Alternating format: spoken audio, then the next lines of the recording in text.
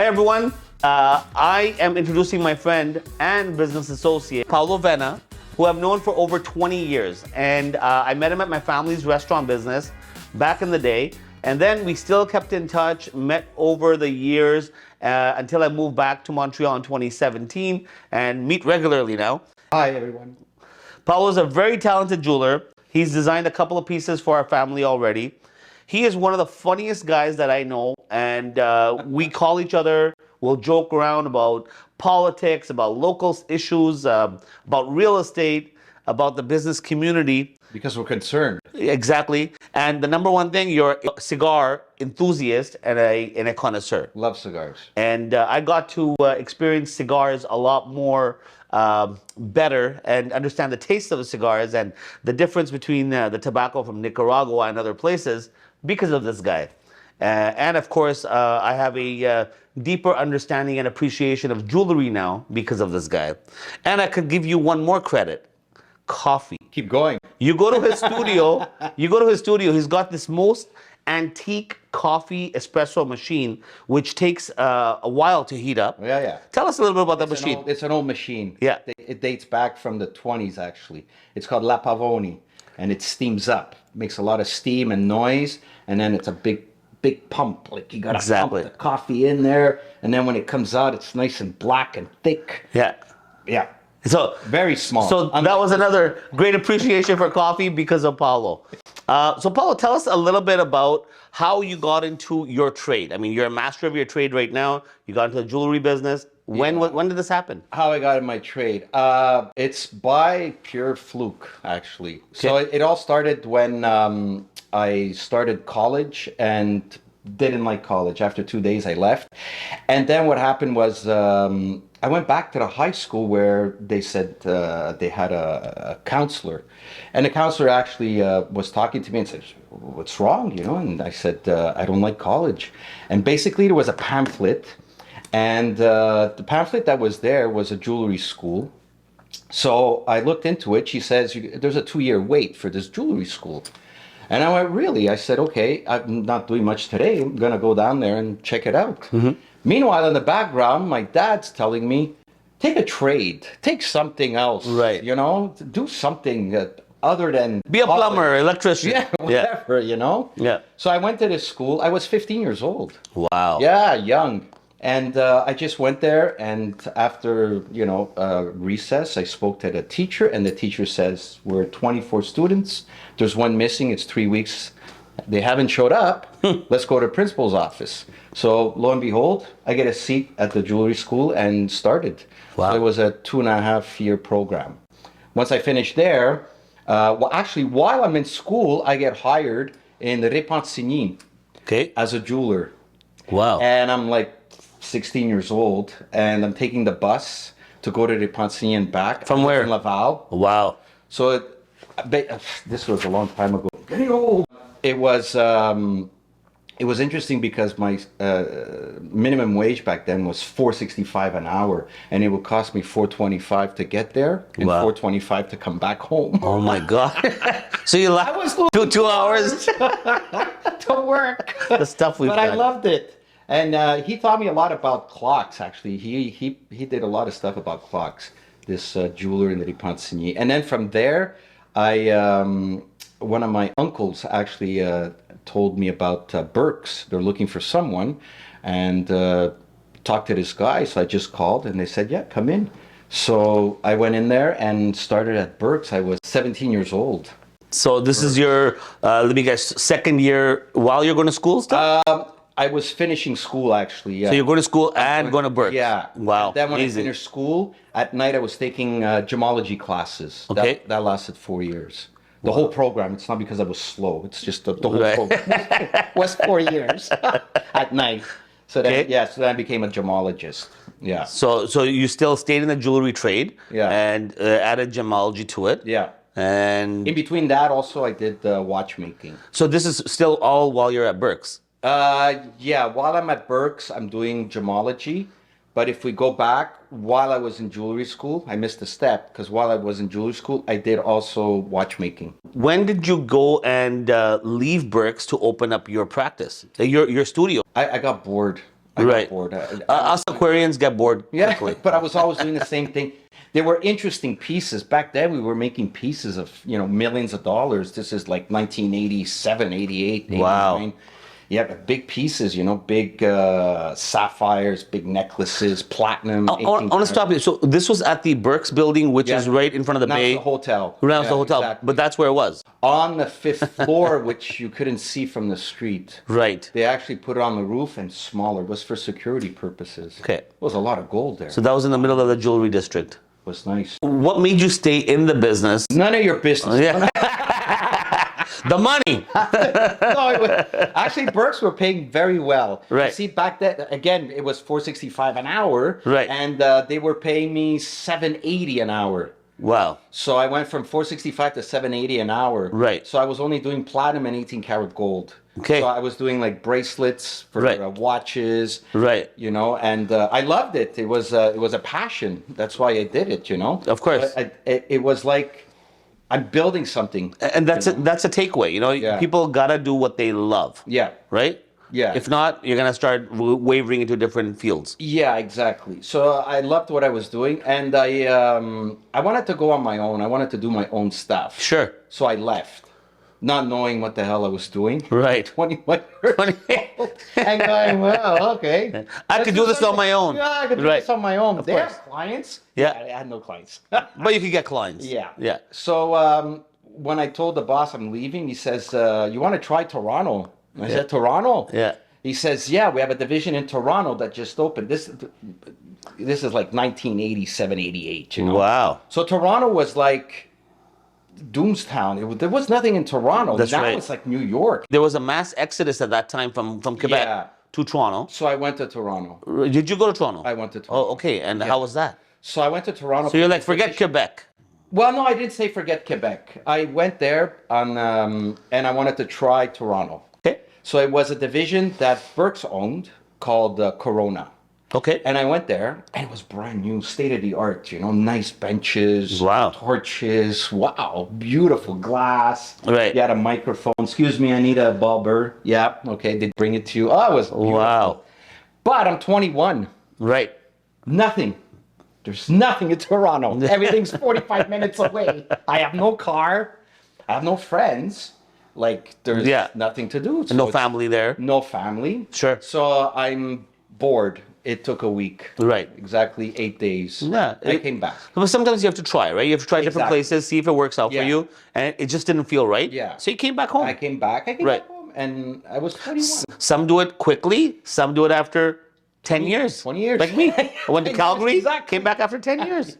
Let's go back. So then you came back at that point. When did you open your studio? I mean, that was a whole backstory behind that. Yeah, Right? so- Because the jewelry district, right? Yeah, that right is behind Birks. Cathcart building. Yeah, Right? exactly. And that's where you are right That's now. right. You've been there for 30 odd years. 34 exactly. years, I think. And you're one of the main guys in the building. Oh, yeah. Right? I'm like the king there. I have a question for you. How much money? How much money do you think that building alone is carrying every day, or has in it? On the books?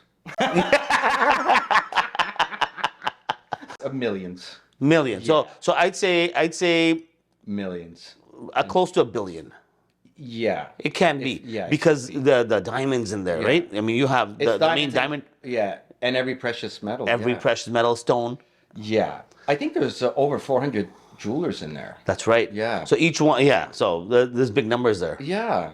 And then there's the big refining on the 9th floor. That's right. I've never been there. Yeah, I've been there. It's beautiful. Yeah. Yeah. Did you get me that big bar of There's silver bars. yet? There's Yeah? bars, man. There's big bars. So one day we're gonna It's take a not tour like there. this, like We're gonna take a this. tour there one day. On a dolly. Yeah.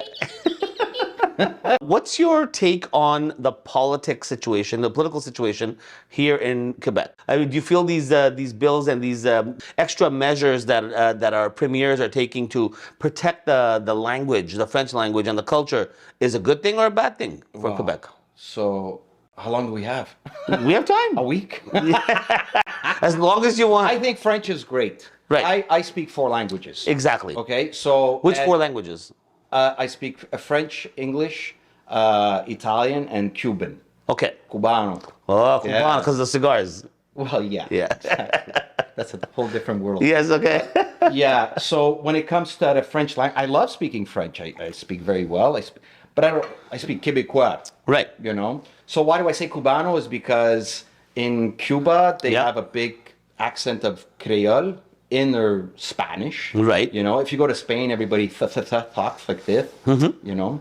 So in Cuba, it's more and it's the same thing here with the French language. So we have a specific French, you know, the Quebecois French. Yeah, the Quebecois French, which I love. Yeah. You know, compared to the French in France. Yeah, the Parisienne. Oui, oui. Oh, But Parisienne, doesn't it sound more romantic, I found?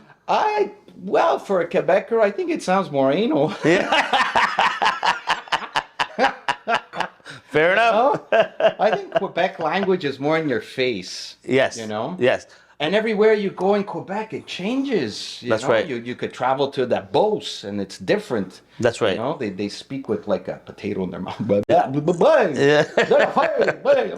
They do. You go to the different, like Charlevoix or the little parts, little towns. Yeah. It's different. Yeah. But it's cool. It's amazing. I love it. I love it. Everybody's Especially being a beautiful. colored person going into those towns. Oh, yeah. They look at me differently. Yeah. And speaking French, oh, they love it.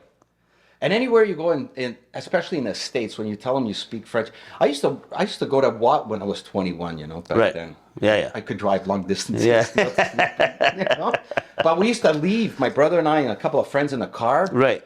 And back then, you know, jug a few. Sure. Yeah. Yeah. Was part of it. Anyways, we'd drive 12 hours to Wildwood. Drinking and driving people. You know, and we'd get girls. How we get speak French? Yes. Oh, really? You speak French? Yes. Speak to me French. You know, so it's great. French was great. But nowadays, politically, you know, with they're pushing the French language. Yeah. I think it's a bit too much. Mm-hmm. I think when you push too much, you're shoving people. You know, I think it's too much politically. It's separating people. You know. And there's a lot of French people that I know that live here, that were born here. Their great grandfather came here with the Indians, you know, and exchanged stuff, you know, all those, and they're like pissed off at this Bill 96, which is in court now. You heard? Correct. Yeah, for a couple of issues on that bill. But, you know, at the same token, you know, the same thing, it's like there's 6% of the world, I think it's 6 or 9% of the world population speak French. That's right. So when you tell, you know, someone who's really in the French language, faut parler français, but c'est ça, mais tu vas rester au Québec, Oui. you know, because you're only speaking your language, which is great. But if you're in business, That's right. I'm going to go to Daytona. Yeah. Mais personne parle français ici. Yeah. Quoi que se passe? Yeah. Oh. Yeah. But at the same You're not going to be able time, to sell anything. you could actually say there's only 9% of the people, you know, 9% of the world population that speak French, so we got to protect it. But, you know, you can't push, you know. It's like the Latin language, right? They say if you speak Italian, you'll be able to easily transition into Spanish, Yeah. right? Mexican, Oh, any yeah. of those Latin languages. Yeah. French also falls under the Latin languages. Yeah. Right? So Yeah. you can easily transition Yeah. if you wanted to speak Spanish and that kind of stuff. I mean, I've gone to like Dominican Republic and stuff and spoke only French. Oh, yeah. just to fit in, and it worked a little bit. And were there people there pushing you, saying you're not speaking our language? You know? No. Was there signs you can only speak In Spanish? Spanish? No. That's exactly. That's the thing. Yeah. That's what it is, you know. But I think it's because the province, Canada, is young. The province of Quebec. The province of Quebec and also Canada as a whole is young. So I mean, you were born here, right? I was born here. So you grew up in the Italian culture and the Quebecois culture. Quebecois and the English culture. I went And to the English culture. School. Right, Went to right. English school. Same here. I learned French on the street. Actually, when I went to my trade school, it was all French. Right. You know, so I spoke very well in French. Writing was a bit difficult. Yeah. Because there's like 4 million accents you have to put and. Absolutely. I had the same Manque un issues. accent. That's right. You know. I think some of my family members also.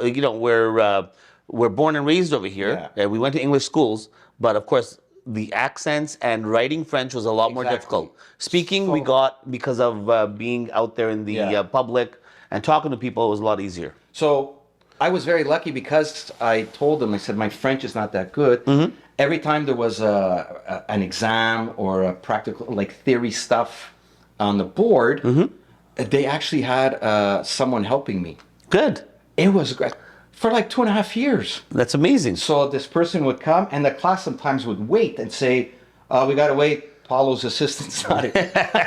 And this guy would come in, you know? Wow. Speaking my ear. No. Faut que tu répètes la phrase. Oh, okay. You know? Yeah. Yeah. So you milk the system. I milked the system. But we pay for it. Of course. Yeah. Our parents paid for it. Yeah. Do you have any suggestions on how we could retain the people living in Quebec by not having drastic measures and maybe separating people, like you're saying, because of the Bill 96 and these type of measures? I think what works for anything you do in life is happiness. Right. Make people happy in French. Make festivals in French. Push people to go to French. There's a lot of French stuff here. They're never, the government's putting a lot of money and emphasis on this French. It scares people. Right. Stop scaring people. That's right. We have so many festivals. We have the Jazz Fest. We have the Comedy Fest. We have so much going on in this beautiful province, and French is there. It's present. You don't have to tell people that the song has to be in French, Make it in French. And English. And English, exactly. It's got to be bigger. Yeah. Okay, but we could still read it. Exactly. But we're lucky enough that we could have it in English also. I went to Amsterdam. And every time I go to Europe, I rent a car. But this time I go to Amsterdam, I rent a car thinking, wow, I'm in Europe. Yeah. We get on the highway. Where are we? Yeah. There's no English. It's all Dutch. It's all Dutch. You're going, I can't. Yeah. Where are we going? So I brought back the car. Yeah. I said, that's it. We're That's buying it. tickets. We're taking the train. The train's better. And you talk to people. Yeah. But we don't have that issue here, because part of it is Canada also. That's the thing. Yeah. So, That's the thing. then there's a different issue of separating, Oh my God. Yeah. That's another issue. Yeah. I mean, look, what was it, 96? Yeah. Right? I think it happened in 96, but 95, it happened 96. before that also. Well, that was in 85. Yeah, this is why, 85. This is why when I went to Toronto, it was like, it's dead here. Exactly. Now it looks like New York. Why? What? Why do you think? Because there's a mass over exodus. Over 400,000 people moved to Toronto. At that time. And they my parents almost went. Let's build. That's right. That's right. And see, what I remember is Montreal was supposed to be the mega city of Canada. It was destined to be, right? It was. And then that ruined it, and then Toronto became the mega city. Yeah. Like jewelry, for instance. Right. When I started in jewelry, the Cathcart building, still full of jewelers like it is today. But the building that we have there was about 5 of them downtown. So there was 460 St. Catherine filled with jewelers. Oh, wow. 1155 city councilors filled with jewelers. We're talking 12 floors here, filled with jewelers. Wow. 11, I think it's 1170 or 1117 St. Catherine, another building filled with jewelers. Oh, wow. They're all gone. I didn't know that. Where are they gone? Toronto. Oh, really? Yeah. Because jewelry follows the money. It's a luxury, That's right. I mean, you're not, You throw the money out of the city, the jewelry's going to follow. Yeah, That's their clientele. It's only normal. Yeah. Do we still have money in the city? Of course we have money in the city. I do well with what I do, Right. But it's been a while I've been doing it. So I got the reputation. I got people following me, which is great. But at the same time, if you're starting in the business, there's not much left in jewelry. We had Peoples here. We had Mappins. We had Tiffany. We had Cartier on Sherbrooke Street. That's right. We had so much, so that's a luxury thing, that jewelry. So nowadays, if you're making millions a week, because there are people in this world that make millions. There are. Yeah. There are. And your wife says, I want a big piece of jewelry. I want someone to design it. Right. Okay, babe, let's take the jet. Let's go to Montreal. No, they No. won't. They'll go to an island. They'll go to an island. They'll go maybe to Switzerland. Yeah. You know, you want to buy a nice watch. You Yeah. want someone to make you a nice watch. You know, You know, go where the watches are made. I'm sure there's people at Cathcart that could make it. I can Yeah. make you a watch. Right. You know, I'm okay. but you're going to go to Switzerland, you know. I've upgraded to digital watches now. Oh, my God. No. What advice would you have for somebody wanting to move to Montreal to set up their business and their livelihood? Because Wow, look, that's you a know, big question. you know, I'm in real estate, Yeah, right? And I have a lot of people that I deal with that are clients that are moving to Montreal, Yeah. and I'm finding them houses, businesses, Yeah. properties, land, construction. So all this stuff is happening. And what advice would you have for people wanting to move into Quebec? Because look, I have all the positives to say about Montreal, and I know there's a lot of negatives as well. But that's with any city. You can learn French. That's right. That's And the government will pay you, yeah. right? They pay Yeah. you. Exactly. Free. You Free. can learn French. Exactly. We have so much different cultures. We have the French and everything about it, you know. Right. The folklore of French, the history of French. But the restaurants we have here, Well, I that's have never seen anything Food like scene. it anywhere in Canada, if That's right. anywhere in the world. Food scene. Absolutely. With maybe New York, but not even. In New York, it's very American. It's very pop, pop, pop. Here, it's very European. Very European. You know, That's right. As the rest of Canada, I don't think it's European. I think it's Canada. It's different. Very well said. A restaurant was one of the reasons why my wife chose moving back to Montreal. So Definitely. we moved back here 2017, and we're both foodies, right? Yeah. And she said, "Look, Montreal, it's vibrant. There's 4.5 million It's people, crazy. right? Yeah. And the food scene is just crazy. So I mean, yeah, Yeah, and if you're a pure Québécois, That's okay, right. the pure Québécois, you'll tell them, à soir, j'ai le goût de chinois. Chinois!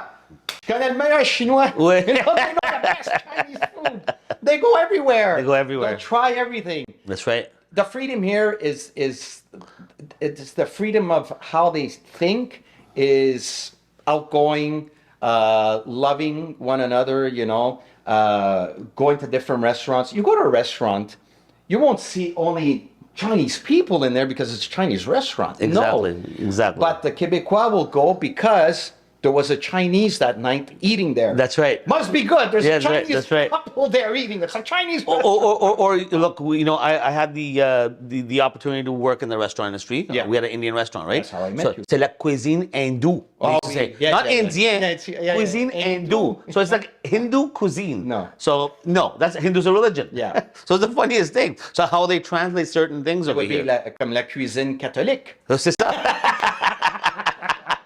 The kids, when they go to CEGEP, they got to go into French CEGEP. That's right. Because even if they went to English school, they're going to end up in. I didn't hear that. No, the law is if a parent Yeah. graduated before 1992 from high school, Yeah. then those kids are so my children, because I graduated before 92. Yeah. Now you know my age. My kids can go to English school over here. Okay. If I had graduated in 93, my kids would have to automatically go into French school. Okay. Now, this scares people, right? Of course. People are going, they went to English school, they're going to have so much trouble. That's right. Remember when I said I had trouble in school? Yeah. This is like 1983, 84. Exactly. And when I have trouble, they brought someone. So this is what I'm talking about, social democratic. That's you right. have problems? I have problems. We're going to help you. You know? Well, they create the problem. Yeah. They have a solution for They it. have a solution. That's Exactly. right. So I'll tell you one thing. And it's free. Yeah. Well, Along those we pay. Along those lines, I went last year to the Sikh temple. Yeah. Okay, so you know Sikh religion. Yeah, yeah. Right? And there's a lot of Punjabis in Montreal, right? Yeah. And they did not graduate in '92 and earlier. These people are emigrated later. Yeah. Right. And their kids have to go to French school. So I go into the Sikh temple. These kids are playing outside, and they're playing, I think, hockey, and they're speaking in French to each Yeah. other.